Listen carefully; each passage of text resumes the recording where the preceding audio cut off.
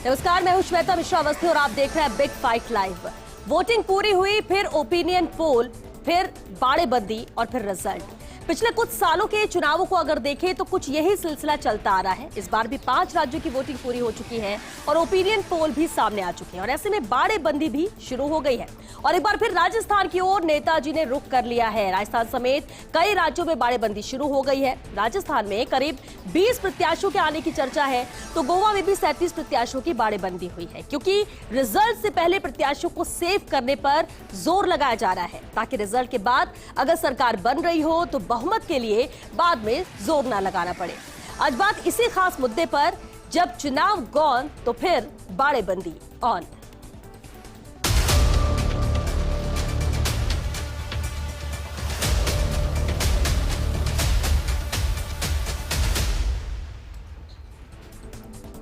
और चलिए इस खास मुद्दे पर चर्चा के लिए बेहद खास मेहमान हमारे साथ जुड़ चुके हैं, उनसे रूबरू करा दे आपको। कांग्रेस नेता ज्योति खंडेलवाल जी हमारे साथ हैं, बीजेपी प्रवक्ता पंकज जोशी जी भी चर्चा में शामिल हुए हैं, राजनीतिक विश्लेषक देवेंद्र शास्त्री जी हैं और साथ ही सीनियर एडिटर सुधांशु माथुर जी भी चर्चा में शामिल हुए हैं। बहुत स्वागत है आप सभी का बिग फाइट लाइव में। शुरुआत ज्योति जी आपसे ही करते हैं।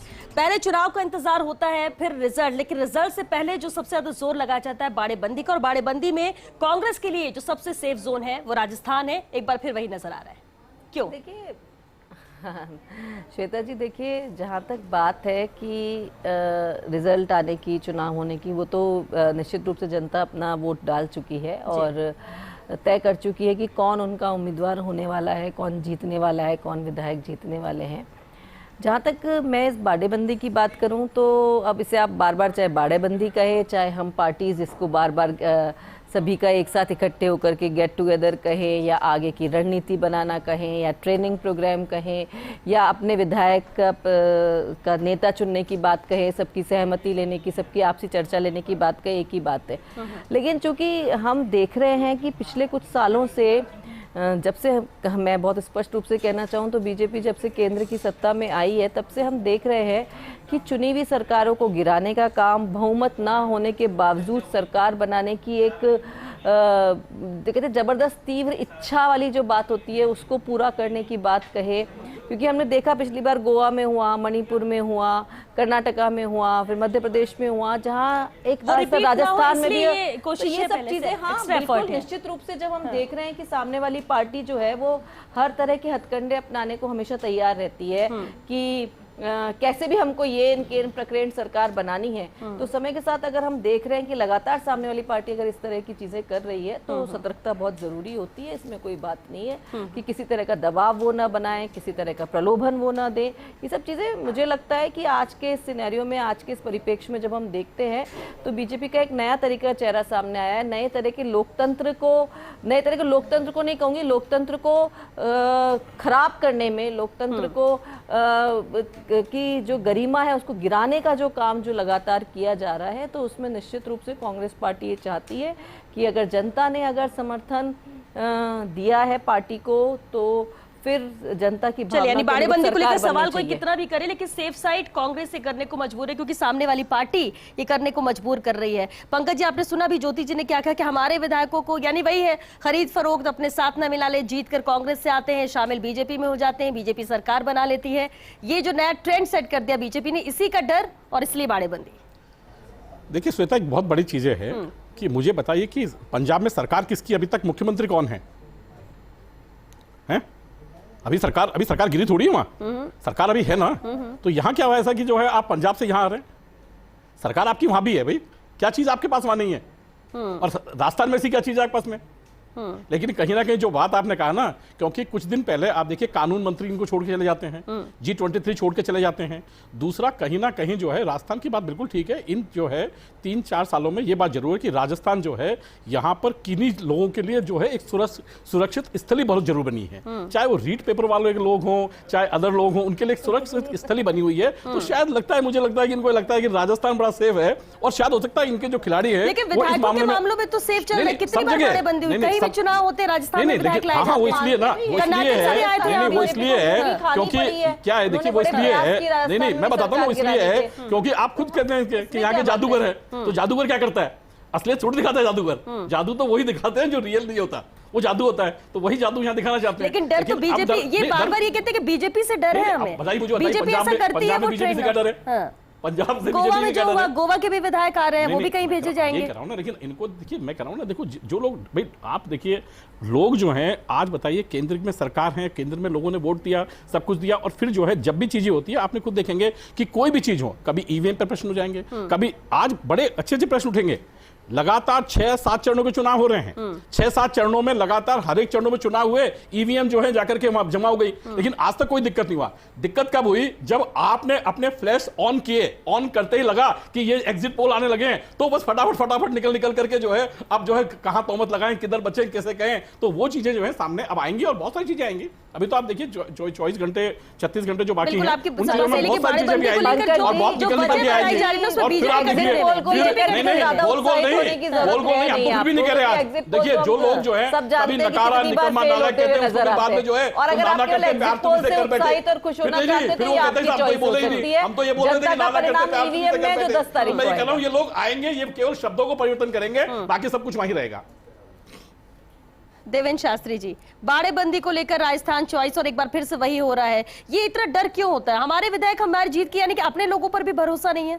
श्वेता जी, ये मैं फर्स्ट इंडिया चैनल को मुबारकबाद देता हूं कि बहुत रिलेवेंट सब्जेक्ट आप लोगों ने डिस्कशन के लिए चुना जी। और इस अपराध में मैं आपको खुल करके कह सकता हूं कि भारतीय जनता पार्टी नहीं, कांग्रेस भी बराबर की शरीक है, और इस खरीद फरोख्त के धंधे में कांग्रेस भी बरसों से लगी हुई है, बरसों से। ये डेमोक्रेसी के ऊपर एक काला धब्बा है, मैं आपको कह रहा हूं। एक विधायक एक प्रॉमिस के साथ चुनाव लड़ता है और वोटर उसको ये सोच करके वोट देता है कि भाई इस ये वादे किए गए हैं, ये इनके प्रिंसिपल हैं, इस पर हम वोट कर रहे हैं। उसके बाद वो जंप करके दूसरी पार्टी में चला जाता है, एकदम अपोजिट विचारधारा की पार्टी में जा करके, और वो उसको डेमोक्रेसी का नाम देना ही अपराध है, मैं समझता हूं। तो ये एक इलेक्शन कमीशन को और जुडिशरी और पार्लियामेंट को ये सोचना चाहिए कि ये जो दल बदल का जो खेल चल रहा है, ये एक आपराधिक कृत्य है और ये धोखाधड़ी है जनता के साथ, वोटर के साथ। लेकिन इस धोखाधड़ी में कांग्रेस भी बराबर की शरीक है और भारतीय जनता पार्टी भी। भारतीय जनता पार्टी ने कांग्रेस के ही खेल को बड़ा किया है, छोटा नहीं किया है, उसमें सुधार नहीं किया है, लेकिन उसको और बड़ा कर दिया है। ठीक है, लेकिन तो ये कांग्रेस से बोलती है सब बड़ा है 2014 के बाद से, बीजेपी इस पर ट्रेंड में है। फिर आप ये कैसे कह रहे कि कांग्रेस ने कैसे शुरू किया, जरा उसको भी बताइए। ये तो आरोप बीजेपी पे लगाते हैं। नहीं, बीजेपी पे लगाते हैं, लेकिन पहले आप इनका इतिहास उठा के देख लीजिए। अभी मौजूदा सरकार को उठा के देख लीजिए। अगर अपन बीएसपी आज के बारे में बात करेंगे, इन्होंने खरीदा है एक तरह से, चाहे कुछ भी प्रलोभन दिया हो। खरीदने का मतलब पैसा ही नहीं होता है, आप कुछ भी प्रलोभन दे करके आप ले सकते हैं। तो ये अपराध तो चल रहा है। अनफॉर्चुनेटली ये कांग्रेस के लिए ये दुर्भाग्यपूर्ण है कि 20 विधायक आ रहे हैं। एक तो इससे ये समझ लीजिए कि इनके 20 से ज्यादा विधायक जीत नहीं रहे हैं। ये एक क्लियर कट इंडिकेशन है कि पंजाब में इनके 20 से ज्यादा विधायक, इनको आशा नहीं है कि 20 एक लोग आएंगे, उनको बाड़ाबंदी करके रखना कैसे भी। दूसरी बात यह है कि पिछले दिनों जो डिस्प्यूट कांग्रेस के अंदर चला और भारतीय जनता पार्टी की तरफ से खरीद फरोख्त का सिलसिला चला, तो राजस्थान एक ऐसा सेफ इलाका मान लिया गया कांग्रेस ने कि जहां पर आप बाड़ाबंदी करके उनको सुरक्षित रख सकते हैं। पर मैं आपको बताना चाह रहा हूं कि पंजाब में तो डिसाइसिव फैसला पंजाब के लोगों ने कर दिया, वहां खरीद फरोख्त का कोई गुंजाइश ही नहीं है, मतलब जरूरत ही नहीं पड़ेगी। तो इसलिए ये जो कुछ चल रहा है वो अनफॉर्चुनेट है, और आप लोगों ने बहुत रिलेवेंट सब्जेक्ट लिया, इस पर इन लोगों के लिए जवाब देना बड़ा मुश्किल होगा। सुधांशु जी, बाड़ेबंदी की हम बात करते हैं और कई बार हुआ, तो एक बार तो ये सवाल था कि बाड़ेबंदी की जरूरत क्यों है, आपके अपने विधायक हैं, जीतेंगे, जीत के आएंगे, या फिर आपका शक या ज्यादा सवाल सामने वाली पार्टी पर वो खरीद ना ले, या अपने लोगों के ऊपर है कि वो बिक ना जाए? सबसे बड़ी बात तो ये है कि विश्वास की, कि पार्टियां अपने प्रत्याशी पे शायद विश्वास नहीं कर पा रही हैं, इसलिए बाड़ेबंदी होती है। क्योंकि अगर प्रत्याशी पे विश्वास है तो आपको ये भी मान के चलना चाहिए रिजल्ट कुछ भी रहे वो आपकी विचारधारा के साथ और आपके संगठन के साथ रहेगा। अब मैं एक दो बिंदुओं पे बात करता हूँ। सबसे पहले मैं पंकज जी की बात का ही जवाब देता हूँ। जैसे पंकज जी ने कहा कि भाई कांग्रेस खरीद फरोख्त करती है, बीजेपी नहीं करती है। तो ये राजस्थान के अंदर बीजेपी और कांग्रेस दोनों ही पार्टियों की जब सरकार रही तो यहाँ पे बाड़ेबंदी हुई। अशोक जी ने खुद की सरकार बचाई तो वसुंधरा जी ने एक समय में झारखंड की सरकार बचाई और उनको एसएमएस स्टेडियम में फुटबॉल मैच खिलाया। कौन नहीं जानता है। तो बाड़ेबंदी तो हुई और इसको दुर्भाग्य कहिए या सौभाग्य कहिए कि झारखंड की बाड़ेबंदी में सबसे पहले उस जगह पे पहुंचने वाला मैं था। विधायक नहीं पहुंचे, उससे पहले मैं पहुंच गया था। दिल्ली रोड के ऊपर एक आयुर्वेदिक का संस्थान था, वहां पे ले आके उनकी बाड़ेबंदी की गई। तो बाड़ेबंदी कुल मिला के राजनीति में जो अविश्वास है उसको पैदा करता है और अविश्वास तब पैदा होता है कि जब उसमें पैसे का इन्वॉल्वमेंट होता है। अगर राजनीति में पैसे का इन्वॉल्वमेंट नहीं होगा तो अविश्वास नहीं बढ़ेगा। आप अपने ही विधायक पर, आप अपने ही प्रत्याशी पर विश्वास नहीं कर पा रहे, इसका मतलब है कि भले ही आप स्वीकार खुले मंच पे स्वीकार नहीं करें, लेकिन बिहाइंड द कर्टेन सीधी सी बात है कि खरीद फरोख्त और हॉर्स ट्रेडिंग होती है। उसके बिना बाड़ेबंदी संभव ही नहीं है। अब पंजाब के अगर उम्मीदवार कांग्रेस यहाँ लेके आ रही है, जो प्रत्याशी अभी ये भी पता नहीं उनमें से कितने जीतेंगे कितने नहीं जीतेंगे। इसी तरह से बाकी के राजनीतिक दल भी हैं। हालांकि मेरे पास तो एक इनपुट ये भी है कि कांग्रेस कह रही है कि कुछ पंजाब में जो आपके टिकट पे चुनाव लड़े वो भी राजस्थान आए, वो बोले वो भी हमारे ही आदमी है। तो इस तरह का जो एक भ्रांति कह लें या इस तरह का जो एक मैसेज सोसाइटी में जा रहा है, तो वो कुल मिला के जो राजनीति की पवित्रता है उसको कहीं ना कहीं उसका मतलब उसका ग्राफ मुझे लगता है कहीं ना कहीं कम कर रहे हैं। ग्राफ कम कर रहा है और ग्राफ गिर भी रहा है ज्योति जी। अगर ये चीज इन चीजों को इस एस्पेक्ट से देखें तो ये बढ़ावा मिल रहा है, तो ये तो दिनों दिन ये बढ़ता ही जाएगा। आपको अपने लोगों को आप पहले टिकट देते हो, वो जीत के आएंगे, जीतने के बाद आपके साथ रहते या नहीं रहते आपको उन पर विश्वास नहीं है। ज्योति जी तो गोवा के अंदर पिछली बार बहुत बुरी तरह से चोट खाए हुए। लेकिन मैं ये कहना चाह रही हूँ कि ये इसको हम केवल एक ही पहलू को इसमें देख रहे हैं कि अविश्वास हो रहा है, लेकिन हम ये नहीं देख रहे हैं कि दूसरी पार्टी जो है वो खरीद रही है। मैं एक बात इस पे, रिश्वत देना और लेना दोनों गलत होता है। मैडम फिर बिक भी लेकिन तो रहे हैं ना। हाँ, मैं यही बोल रही हूँ, तो खरीदना भी गलत, मैं नहीं बोल रही हूँ बिकना गलत होता है, बिल्कुल सही बात है, लेकिन खरीदना भी गलत होता है। हम उस खरीदने को जस्टिफाई नहीं कर सकते ये कह करके कि पहले से ऐसा हो रहा था या आज ऐसा हो रहा है या आज दूसरी पार्टी ऐसा कर रही है। लेकिन आज हम जो देख रहे हैं वर्तमान के परिप्रेक्ष्य में, जहां लोकतंत्र में लगातार गिरावट महसूस की जा रही है, संविधान को लगातार बदलने की कोशिश की जा रही है, लगातार ये प्रयास हो रहे हैं कि कैसे जनता की भावनाओं का हनन करते हुए केवल इस दौर में सबसे बड़ा खरीदार किसे मान रही है? निश्चित रूप से बीजेपी पार्टी जो कर रही है, लगातार हम देख रहे हैं, हम इसको केवल कह नहीं रहे हैं, हमने इसको केवल बात को कहा नहीं है, इन्होंने दिया है साफ साफ, लोगों ने देखा है क्या हुआ था पिछली बार गोवा में, क्या हुआ था पिछली बार मणिपुर में, क्या हुआ था कर्नाटक में और क्या हुआ मध्य प्रदेश में और क्या किया गया राजस्थान में। पंकज जी, ये जो बनी बनाई सरकार कांग्रेस, सुनिए पंकज जी ज्योति जी मैं बताता हूँ आपको, रुक जाइए। अरे ज्योति जी मैं बताता हूँ, ज्योति जी मैं बताता हूँ आपको। हेमंत बिश्वा शर्मा ने जो है क्या कहा था, उन्होंने, आपने ट्वीट पढ़ा होगा, उन्होंने क्या कहा था कि मैं मिलने गया किसी से, और यही नहीं, यहां तक कि बिहार के जो अभी मुख्यमंत्री है बीजेपी के, उन्होंने क्या कहा था कि मुझे बनाया गया था, पूरा सब लोगों ने मिलकर के कहा कि हम लोग साथ रहेंगे। जब मेरे ऊपर आफत आई तो मेरे दरवाजे बंद कर दिए गए। जब मुझे बताइए कि लीडरशिप जो है, राष्ट्रीय लीडरशिप दरवाजे बंद कर दे, मिले नहीं, और जनता की चुनी हुई जो लोग होते हैं वो जाकर के कहते हैं कि हम कहां भाई, हम जो लोगों के प्रति आश्वस्त होकर आए हैं उनको जवाब क्या देंगे। समझाइए ना, समझाइए, आपने मैं नहीं बोला।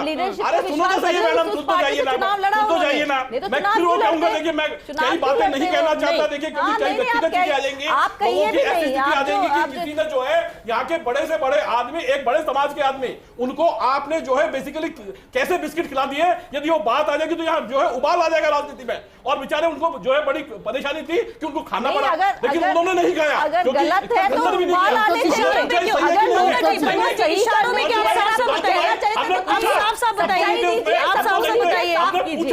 हम जो कह रहे हैं वो सबूत पे कह रहे हैं, केवल तेज बोलने से उबाल नहीं आता। साफ साफ बताइए ना पंकज जी, क्यों आप ऐसे दे रहे हैं, पहले क्यों आप पंकज जी 2017 में देखिए क्या पंकज जी क्या हुआ, देखिए हेमंत जो बिश्व शर्मा है, इनसे मिलने मिलने गए, उन्होंने बहुत सारी अपनी बातें कही। वहां जाकर के मिलने गए, उन्होंने कहा कि मैं कई बार मिला, बड़े वरिष्ठ नेताओं के साथ भी मिला, ये भी मिला, जब उसकी उनकी नहीं हुआ तो उन्होंने कहा कि मुझे इससे जो है छोड़ना ठीक रहेगा। अब आप देखिए इस चीज को एक बार और देख के देखिए कि आप जब देखिए, ये तो चुनाव के बाद की, क्योंकि आप कहीं ना कहीं जब स्थितियां बनती तो पहली बार नहीं है। अभी पंजाब में हमने देखा कैसी स्थितियां बनी, खुद जो है एक बार झगड़े को सुलटाने के लिए कितनी बार जो है, मुझे बताइए कि किन किन लोगों को क्या कहा गया, मुझे बताइए। ये तो कहा गया, और कोई आदमी जब कोई आदमी किसी को गाली बकने के बाद, मुझे बताइए पार्टी छोड़ने में, और यदि किसी व्यक्ति के पार्टी छोड़ने में व्यक्तिगत दुश्मनी में क्या पड़ता है, छोड़ना छोड़ नहीं, पार्टी छोड़ने पर आप कितना खरीद फरोख्त है। मुझे बताइए कि अश्विनी शर्मा ने भी इस्तीफा देकर क्या वो खरीद फरोख्त आए, क्या बाकी सभी लोग खरीद फरोख्त आए इनके? मैं मुझे बताइए क्या सभी खरीद फरोख्त आए? जो लोग इनके लगातार जो है एक पूरी पीढ़ी से पीढ़ी बने रहे, है ना, क्या आज ये जो है ज्योतिरादित्य सिंधिया कहेंगे कि खरीद से आए? नहीं, बताइए कहेंगे कि खरीद से आए? कहिए आज उन लोगों के ऊपर खरीद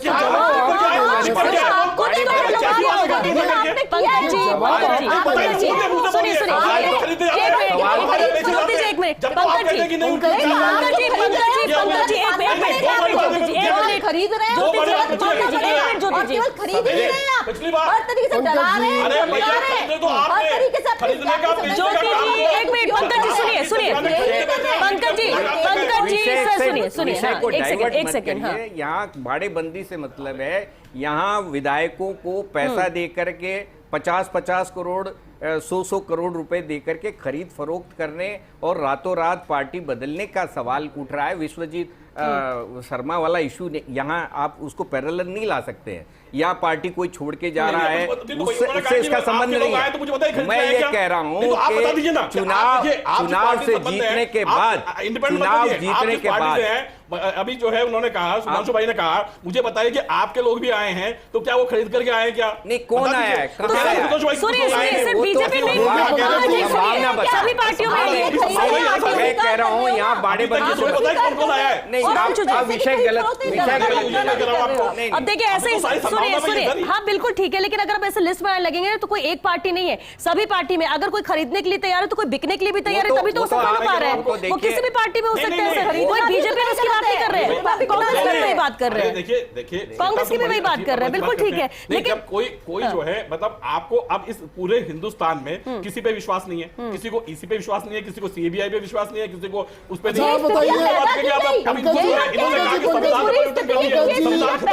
मुझे बताइए केवल और केवल लिखा हुआ संविधान केवल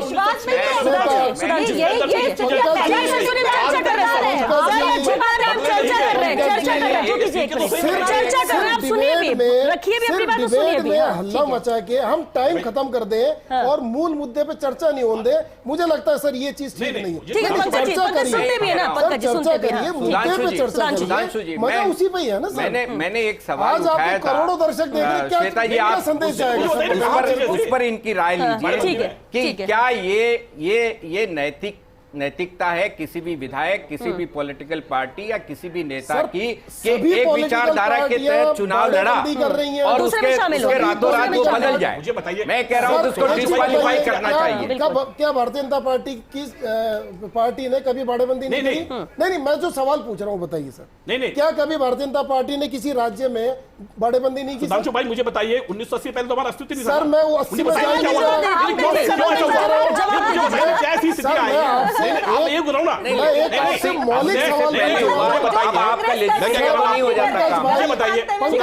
पंकज भाई एक सिर्फ मौलिक सवाल, ठीक है, हाँ या ना में जवाब। हाँ।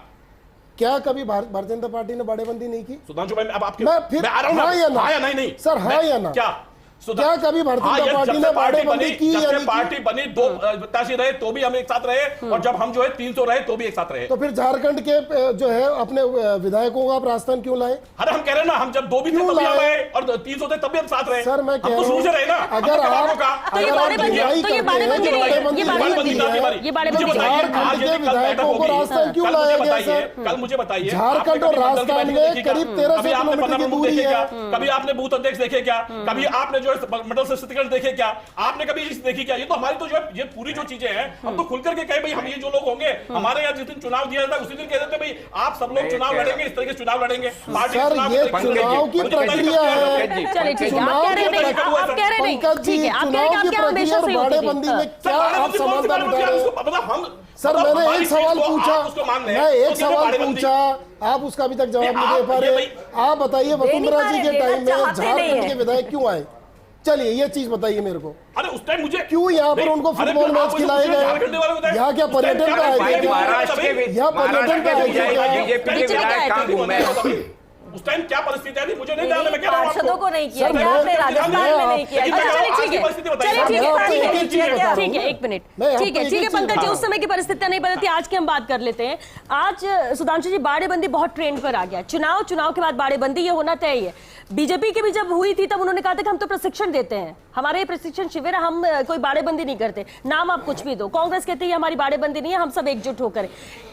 एक मकसद तो सबका दोनों का एक ही होता है, इसको मकसद बढ़ावा है- देना ये कैसे कम होगा? श्वेता, सबसे सवाल मकसद ये ये है। है कि किसी भी तरह से सत्ता हासिल करना, ठीक है? उसके लिए अब मूल्य, राजनीति के जो मूल्यों की हम बात करते थे, राजनीति में नैतिकता की जो बात करते थे, अब वो बिल्कुल नीचे आ गए। जमी दोष है। ठीक है। बहुत सीधी सी बात बताता हूँ, आप कहें तो मैं एक एक उदाहरण जो है वो दे सकता हूँ कि किस किस में बीजेपी ने क्या किया और कांग्रेस ने क्या किया। कोई दूध की धूली पार्टी नहीं है, कोई आज ये अपना आप को ये कहे कि हम जो है हम में नैतिकता है, नहीं नहीं है। नैतिकता इसलिए नहीं है क्योंकि आपको सत्ता चाहिए, आपको जब सत्ता चाहिए तो आपको फिर आप कुछ भी करेंगे, है ना? जैसे पंकज जी अभी तक जवाब नहीं दे पा रहे, मुझे बताइए झारखंड के जो यहाँ पर विधायक आए थे उनकी तो लैंग्वेज नहीं जानते थे, राजेंद्र सिंह राठौड़ से लेके सब लोग, ठीक है? लेकिन क्या हुआ, चूंकि सत्ता बचानी थी यहाँ पर रखा, कर्नाटक के भी आए थे, झारखंड में सत्ता कर्नाटक बचाई। के भी आए थे जब कांग्रेस ठीक के है। भी। मध्य प्रदेश में क्या हुआ, गोवा में क्या हुआ, अरुणाचल प्रदेश में क्या हुआ, सब जगह सत्ता हासिल करनी है और दूसरी पार्टी को सत्ता हासिल करने से रोकने के लिए अब राजनीतिक दलों ने बाड़ेबंदी का एक नया शगल जो है राजनीति में शुरू कर दिया। बिल्कुल ठीक। ठीक है। अब पंजाब में चुनाव हुए, यूपी में चुनाव हुए, उत्तराखंड में चुनाव हुए, मणिपुर गोवा में चुनाव हुए, राजस्थान का क्या मतलब है भाई? तो आप लेके आ रहे हो ना, इसका मतलब यह है कि आप अपनों पे भी विश्वास नहीं कर पा रहे कि कल को ऐसे नहीं वो अपने घर में बैठे रहे और 3 अटैची है और वो दूसरे दिन उठ के चल दे। तो कहीं ना कहीं तो आपको अपनों को बचाना, अपना आप को बचाना है। ठीक है। ठीक है ना? इसलिए मुझे लगता है कि बाड़ेबंदी ठीक है, एक देखिए नया अब ट्रेंड सवाल इस पर कुछ भी उठाया जाए सर, सवाल कुछ भी उठाया जाए, वजह कोई भी बताई जाए, लेकिन इतना तय है कि कैंडिडेट पहले लेकर आते हैं, चुनाव लड़ाते हैं, चुनाव लड़ाने के बाद वो जीते आ रहे, वो बात की बात है, लेकिन अगर जीत गए तो कहीं कोई दूसरा नहीं ले जाए, क्योंकि आंकड़ों का एक खेल होता है और आखिरी में साम दाम दंडे भेद कुछ भी करना पड़े, हमें वो नंबर्स लाना है जिससे कि हम सत्ता में आ सके, सरकार बना सके, और यही कोशिश हर पार्टी की यहाँ पर। हम किसी एक को ब्लेम नहीं कर सकते, हाँ कोई ज्यादा है कोई कम है। तो और बात हम इसी पर कर रहे हैं क्योंकि प्रदेश में अब बाड़ेबंदी का दौर एक बार फिर शुरू होगा। 10 तारीख को परिणाम है और कोशिश यही कि अपने विधायकों को अपने साथ रखा जाए। चर्चा एक बार फिर से आगे बढ़ाते हैं चर्चा को। देवेंद्र शास्त्री जी, एक बात हम जो बार बार करते हैं कि हाँ बाड़ेबंदी है, हर पार्टी कर रही है अपने विधायकों को साथ लेकर के, ऐसे जोड़ तोड़ या गणित लगाने लगे कोई तो हमारे विधायक छिटके ना हमारे साथ, लेकिन आपको ऐसा नहीं लगता है कि इससे लेकर भी कुछ सख्ती होनी चाहिए कि जो जिस पार्टी से चुनाव लड़ा है, जीत कर आया है, वो उसी के साथ अपनी ईमानदारी कम से कम 5 साल तक बरकरार रखे? क्योंकि ऐसे तो जीत के कोई किसी और सिंबल पर आएगा, सरकार में किसी और के शामिल हो जाएगा, तो ठग तो जनता रही है। बिल्कुल श्वेता जी, आपने डिस्कशन को एक सही दिशा दी है। मैं समझता हूं कि आपका ये तर्क बहुत वाजिब है कि जो विधायक जिस प्रॉमिस के साथ में वोट मांगता है और एक वोटर जिस कॉन्फिडेंस के साथ में किसी विधायक को वोट डालता है और उसको जितवाता है, तो वो उससे आशा करता है कि उस विचारधारा और उस प्रॉमिस को वो पूरा करेगा। लेकिन रातों रात पैसे के बूते पर या पद के बूते पर कोई उसको खरीद ले, तो ये तो मैं मानता हूं कि ये एक सरासर धोखा है वोटर के साथ और डेमोक्रेसी के साथ। ये मैं समझता हूं कि ये कोई हिंदुस्तान की प्रजातांत्रिक प्रणाली के ऊपर बहुत बड़ा काला धब्बा है। इस पर हमारे इलेक्शन कमीशन को और कार्यपालिका को और न्यायपालिका को सबको सोचना चाहिए कि इसको बदला जाना है, जरूरी है। ठीक है। अब मुझे बताइए कि यहाँ पर जनता ने चुना किसी को और सरकार बन रही किसी और पार्टी की, विचारधारा की किसको वोट दिया गया और कोई और विचारधारा वाला पैसा दे करके और सरकार बना रहा है। ये तो मजाक है। हम लोग जब ये बड़ी बड़ी बातें करते हैं कि हमारा इतना बड़ा डेमोक्रेसी है और हम इतनी पुरानी और बड़ी डेमोक्रेसी प्रजातांत्रिक देश हैं, ये मजाक हो जाता है जब आप बाहर लोग हमारी इस व्यवस्था को देखते हैं, समझते हैं, तो वो हमारी वोटर की जो एक मजबूरी है कि उसको झेलते रहते हैं 5 साल तक, उनके भ्रष्टाचार और उनके काले कारनामों को लेकर के, और वो ये व्यवस्था जारी रहती है। इस बात से तो एग्री आप भी करेंगे कि ऐसा होना चाहिए कोई ना कोई शक्ति कि जो जिस पार्टी का है जीत कर आया वो उसी के साथ रहे, कोई खरीद फरोख्त नहीं। निश्चित रूप से देखिए, एक जो जहां हम नैतिकता की बात करते हैं, जहां हम विश्वास की बात करते हैं, वो तो होना जरूरी होता है, इससे तो कोई इनकार नहीं कर सकता। सिर्फ केवल विधायकों की इधर से उधर जाने की बात नहीं, ये एक लोकतंत्र में पार्टीज को भी अपने लेवल पे सोचना होगा कि अगर जनता ने किसी एक दल को अगर बहुमत दिया है या बहुमत नहीं भी दिया है, सबसे बड़ी पार्टी बना करके दिया है, और हमारे संविधान में इस बात को दिया गया है कि सबसे बड़ी पार्टी को चुनाव बनाने का सबसे या अपना नेता चुनने का और सरकार बनाने का हक दिया जाना चाहिए। तो ऐसे में क्या हम दूसरी पार्टी के लोगों को सिर्फ अपने साथ केवल सत्ता के लिए मिला करके, क्या पार्टी कोई नैतिकता के आधार पर इस चीज को कर रही है? क्या वो जनता के साथ विश्वासघात नहीं कर रही है?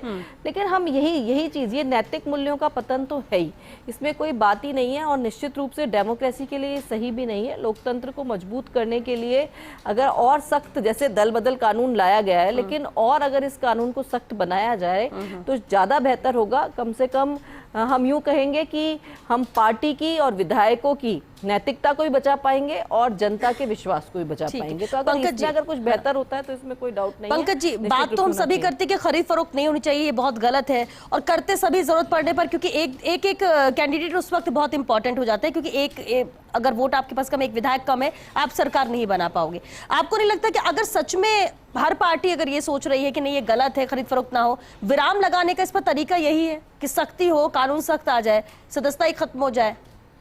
देखिए, भले वो जीत कर क्यों ना आए हो। 2 बड़ी बातें कहना चाहूंगा। अभी देवेंद्र शास्त्री ने बहुत सामान्य शब्दों में कह दिया कि शायद जो है लोकतंत्र के लिए दब्बा है या चीजें हैं। मैं नहीं कहना चाहूंगा, क्योंकि जो संविधान बना और बाबा साहब ने जो संविधान बनाया, उस संविधान को निश्चित रूप से बहुत महत्वपूर्ण तरीके से बनाया, और जिसकी संरचना की गई थी, केवल यही नहीं बल्कि बहुत छोटी छोटी चीजों को देखा गया। कि आप देखिए कि लोकतंत्र में चुने हुए लोगों का जो हाउस है वो लोअर हाउस है, उससे ऊपर जो है अपर हाउस जो है राज्यसभा का है। इस लोकतंत्र के अंदर ऐसी बात नहीं है कि चीजों का ध्यान नहीं रखा गया, बहुत सारी चीजों का ध्यान रखा है। लेकिन बात बिल्कुल ठीक है कि जैसे जैसे बेसिकली चीजें जब बढ़ती गई, उनमें चीजों में कुछ संशोधन होने चाहिए, कुछ उसमें सुधार होते रहने चाहिए, कुछ गलतियां होती है तो उनमें सुधार जो है आवश्यक है, वो होते रहने चाहिए। लेकिन बात बिल्कुल ठीक है कि लेकिन आप देखिए कि ऐसी स्थितियां जब बन जाती हैं तो ऐसा नहीं है कि कोई ये ऐसे उदाहरण केवल आप चुनाव में दिखाई देते हैं। आप देखिए, चुनाव में नहीं, संविधान को कई बार ऐसी जगह हुआ, शाहबानो केस में क्या हुआ था भाई, आरिफ मोहम्मद खान साहब को कितनी बार कहा गया था, आप आरिफ मोहम्मद खान साहब के लेक्चर सुनिए, उन्होंने कहा कि एकदम रातों रात जो है खुद उस व्यवस्था के आदमी होने के कारण, उस धर्म के होने के कारण, उस जगह होने के कारण, लेकिन आप मुझे बताइए क्या उनके साथ हुआ। उन्होंने कहा सब कुछ करके किस तरीके से प्रलोभन हुए, उन्होंने अपनी किताब में लिखा, खुली किताब में लिखा, उन्होंने कहा किस किस तरीके से उन पर दबाव हुए। मुझे बताइए कि क्या बेसिकली क्या इन चीजों के ऊपर जो है, लेकिन कहीं ना कहीं इन चीजों की जो चीजें हैं उनमें आपने बात बिल्कुल ठीक कही कि कोई भी चीज बनी हुई चीज होती है, उनमें सुधार की आवश्यकता होनी चाहिए, उनमें खुली चर्चा होनी चाहिए, और खुली चर्चा होने के बाद जो भी चीजें अच्छी हैं वो अवश्य लाई जानी चाहिए, क्योंकि हर एक चीज की वैल्यूज है। क्योंकि हम केवल कुछ, आज मैं मिलकर के मैं ये नहीं कह सकता कि मैं बहुत इंटेलिजेंट आदमी हूं, जो मैं यहां कह रहा हूं वो सच्चे है, क्योंकि बहुत इतने 130 करोड़ लोगों का देश है, इसमें बहुत सारी जो चीजें निकल करके आती हैं वो कई होती हैं, लेकिन उनमें से हम 100% सिक्योरिटी हर एक आदमी को चीजें को नहीं दे सकते। लेकिन हाँ, ये कोशिश करते हैं कि हाँ, मैक्सिमम लोगों को, बड़ी लोगों को एक जो चीजें हैं वो कहीं ना कहीं परेशानी नहीं हो। लेकिन न्याय की जब बात करते हैं तो कहते हैं कि एक भी व्यक्ति जो है वो न्याय से वंचित नहीं रहना चाहिए, चाहे 2 आदमी के साथ रहे, लेकिन किसी के साथ जो है ये चीज नहीं। तो ये बात बड़ी सारी चीजें हैं। तो मैं कह रहा हूं कि हाँ, बात सही आप कह रहे हैं कि जिस तरीके से आपने देखा बहुत सारे संशोधन हुए, इसी में भी पहले बहुत सारी चीजें हुआ करती थी, लेकिन धीरे धीरे करके हुए। हाँ, इलेक्शन कमीशन को भी बहुत सारी चीजें हैं, इन चीजों को रखी जानी चाहिए। श्वेता जी, आप, मैं एक बात यहाँ ऐड करना चाहता हूँ कि दल बदल कानून लाया गया, लेकिन इसके रास्ते निकाल लिए गए। दल बदल कानून में ये क्लियर कट होना चाहिए, जब एक पॉलिटिकल पार्टी से कोई चुनाव लड़ता है उसको उस पार्टी का सिंबल दिया जाता है, उसका एक मैनिफेस्टो होता है और पब्लिक के अंदर उस मैनिफेस्टो को प्रॉपरली प्रोपेगेट करने के लिए इलेक्शन कमीशन कहता है कि भाई आप इनके वादे देखिए, पढ़िए और उसके बाद आप वोट करिए।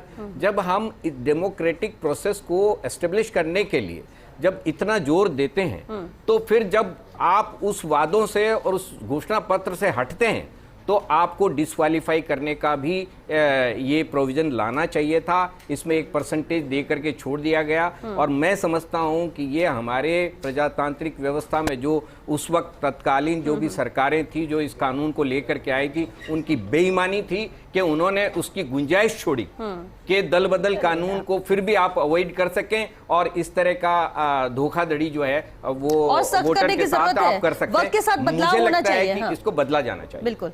देखिए श्वेता भी उन्होंने कहा मैनिफेस्टो, लेकिन मुझे बताइए कि आज तक मुझे बताइए कि क्या कहीं लिखा हुआ है कि मैनिफेस्टो कितने दिन पहले जारी होगा और कितने पन्ने का जारी होगा? अब मैनिफेस्टो तो जो है 250 पन्ने का आता है। और मुझे बताइए कि जब आप जो है, आप तो राजस्थान की मैं बात करता हूं कि जब लोगों में कहा गया कि एक छोटी शिक्षा की अनिवार्यता होनी चाहिए, लेकिन दूसरी सरकार उसने कहा कि शिक्षा की अनिवार्यता ही नहीं होनी चाहिए, हटा देनी चाहिए।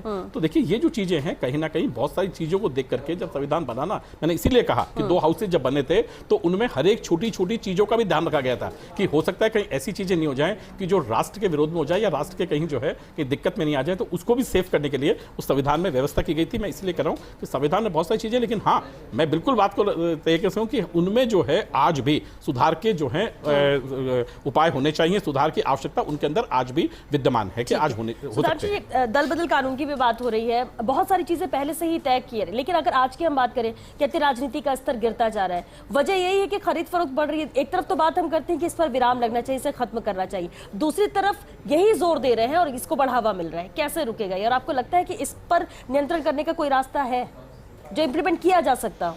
देखिए, जैसे पंकज जी कह रहे हैं कि संविधान के अंदर बहुत सारे प्रावधान आए, इस तरह से शास्त्री जी ने भी कहा कि कुछ और कठोर प्रावधान होने चाहिए या जो अमेंडमेंट हुए उनको उन पर एक बार फिर पुनर्विचार होना चाहिए कि क्या हम कुछ और लीकेज रोक सकते हैं। लेकिन यहाँ पर जो मेरा मानना है, जो मेरा व्यक्तिगत विश्लेषण है कि जो व्यक्ति राजनीति में आ रहा है, सबसे पहले तो उसको अपना आप को मजबूत करना होगा। विचारधाराएं, पार्टी, ये सब बात की बात है। मैं अगर राजनीति में आता हूं तो मैं इतना दृढ़ निश्चयी हो जाऊं कि मैं अपनी पार्टी के साथ, अपनी पार्टी की विचारधारा के साथ और जो कॉन्स्टिट्यूशन कह रहा है उसके ऊपर मैं जो है अपनी पूरी राजनीति को चलाऊंगा। कितने % लोग आते होंगे आज के वक्त में? कितने % जो हमने शुरू में बात करी कि नैतिक मूल्यों का ह्रास हो रहा है, राजनीति का पतन हो रहा है, तो वो इसीलिए ही हो रहा है कि आज देखिए, एक दौर में चुनाव कुछ हजार रुपए में लड़ा जाता था, आज चुनाव करोड़ों में लड़ा जाता है। जो व्यक्ति चुनाव लड़ता है, आप अगर एक सर्वे कराइए तो 50% जो चुनाव लड़ते हैं वो सब उधारी का पैसा लेके आते हैं। क्यों? अगर वो उधारी का पैसा नहीं चुकाएगा तो फिर वो जो है आगे कैसे राजनीति करेगा? और एक बार अगर आपने 5 करोड़ का चुनाव लड़ा, ऐसे तो देखा जाए, संख्या आगे बढ़ेगी। तो ऐसे तो देखा जाए कि पैसा लगा के चुनाव लड़के जीत के हम पैसा कमाने आते हैं ताकि हम वो पैसा दें, और यही खेल चल रहा है। यही खेल चल रहा है। आज यहाँ पे जितने हमारे साथी बैठे हैं, ये बता दें कि क्या चुनाव लड़ने में पैसा खर्च नहीं होता? जो सीमा निर्धारित की है, क्या उससे ज्यादा पैसा खर्च नहीं होता? सभी इस चीज को जो है वो स्वीकार करेंगे कि चुनाव लड़ने में बेइंतहा पैसा खर्च होता है। तो जब पैसा खर्च होगा तो नैतिक मूल्यों से पैसा थोड़ी आ रहा है इस राजनीति में। आप बताइए कौन आदमी कहे कि मैं सिर्फ अपनी सांसद या विधायकी के जो मेरे को पैसा मिलता है उससे मैं अपना जीवन गुजार लूंगा? नहीं है ना। 40 लाख का अगर एक है या 1 करोड़ का एक है, आप तो 10-10 करोड़ में चुनाव लड़ रहे हैं। अभी सब लोग जो है वो यूपी गए होंगे, यूपी में एक चुनाव कितने में लड़ा गया? 10 करोड़ से ऊपर का एवरेज है एक विधानसभा सीट पे। बताइए आप, तो फिर कहां से उस प्रत्याशी में नैतिकता आएगी? कहां से आदर्श मूल्यों की वो बात करेगा? केवल एक मंच पे बैठ के बौद्धिक तो बहुत अच्छा हो सकता है, मैं भी बहुत अच्छा बौद्धिक दे सकता हूँ, आप सब भी बहुत अच्छा बौद्धिक दे सकते हैं, लेकिन ग्रास रूट लेवल पर क्या है इसका कौन जवाब देगा? तो राजनीतिक दलों को भी कहीं ना कहीं इस मर्यादा को जो है तय करना होगा। प्रत्याशियों को भी अपना एक कमिटमेंट जो है शो करना होगा कि कुछ भी हो, मैं राजनीतिक मूल्यों का ह्रास नहीं होने दूंगा, नहीं तो फिर ये बाड़ेबंदी भी होंगी और ये बहुत मुश्किल लगता है, और जो चाहेगा किसी की सरकार गिराएगा। ये बहुत मुश्किल लगता है कि कोई ऐसे, क्योंकि वक्त खत्म हो रहा है। एक लास्ट रिएक्शन जरूर चाहेंगे ज्योति जी। राजस्थान बाड़ेबंदी के लिए हमेशा से सेंटर रहा है, उसकी वजह ये है कि क्योंकि कांग्रेस की सरकार राजस्थान और छत्तीसगढ़ में ही है और राजस्थान में बहुत अच्छी तरीके से व्यवस्था की जा सकती है, क्या ये वजह है? देखिए, इसमें तो मैं यूँ कहना चाहूँगी कि राजस्थान में हमारे जो माननीय मुख्यमंत्री अशोक गहलोत जी है, उनका बड़ा राजनीतिक अनुभव है और उस राजनीतिक अनुभव का बड़ा लाभ जो है वो मिलता है। और ये एक वजह होती है कि राजस्थान में अगर सारे विधायकों को इकट्ठा किया जाता है तो उनके राजनीतिक अनुभव के अनुसार जो है आगे की रणनीति को तय किया जा सकता है। तो एक ये कारण हो सकता है, मैं यही एक कारण होता है जिसकी वजह से राजस्थान में लाया जाता है। लेकिन मैं एक बात और कहना चाहूंगी, बार बार बात आती है राजनीतिक में, यहाँ पे पतन की नैतिक मूल्यों का पतन हो रहा है। देखिए, राजनेता भी समाज से निकल करके आ रहे हैं और अभी जिस तरीके से प्रश्न को उठाया गया, चुनाव में पैसा खर्च हो रहा है, मतलब वोटर को अगर आपको पैसा देना पड़ रहा है वोट लेने के लिए, तो ये जो एक चक्र जो घूम रहा है जिसमें वोटर भी पैसा ले रहा है, फिर राजनीतिक मूल्यों का भी ह्रास हो रहा है, फिर बाड़ेबंदी भी हो रही है, फिर ऊपरी स्तर पे आके पार्टियां भी खरीद फरोख्त कर रही हैं, तो ये कोई राजनेता भी एक समाज से ही निकल करके आता है। तो जो सामाजिक स्तर पर नैतिक मूल्यों के हनन को अगर रोकना है तो निश्चित रूप से हमको कुछ कड़े प्रावधान जो है वो और करने चाहिए जिससे उन्हें रोका जा सके। देखिए, ये हम लोग, अगर आप ये कहना चाह रही हैं कि भाई इसी समाज से निकल के आ रहे हैं और यही समाज पूरा ही भ्रष्ट हो गया है, तो ये मुझे लगता है कि थोड़ा सा ज्यादा है। समाज में अच्छे लोग हैं इसलिए समाज जिंदा रहता है, अगर समाज में अच्छे लोग नहीं तो समाज कैसे जिंदा रहता है? ये है कि जो लीडरशिप है, अगर लीडरशिप ईमानदार होगी तो समाज भी उसको फॉलो करेगा।